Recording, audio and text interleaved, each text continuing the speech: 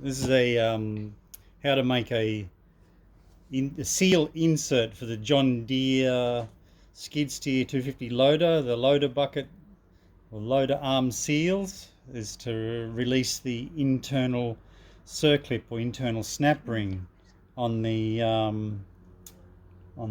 cylinders.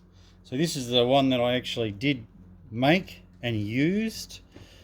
So this is the finished product, and it has a slight taper that's sanded in using this belt sander.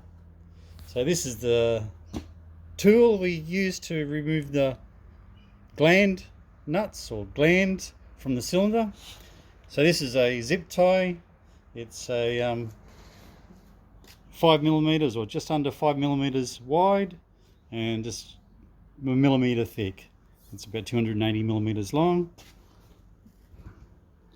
So to make it, I use the serrated side, and I sand that because it's a sharp edge of one side and curved on the other.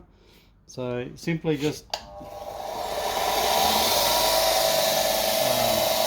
sand this.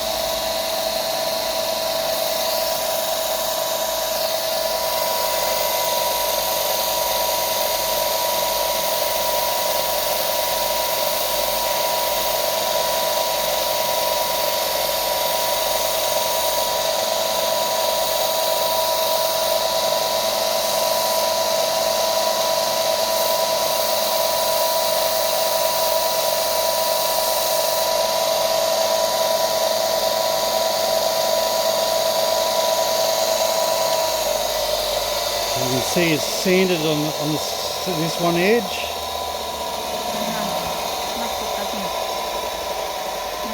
And all you do is just scrape off the melted part of the plastic.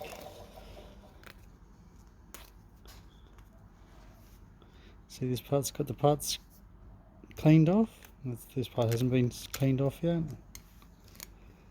So yes, that's how we make the taper on the seal, on the zip tie.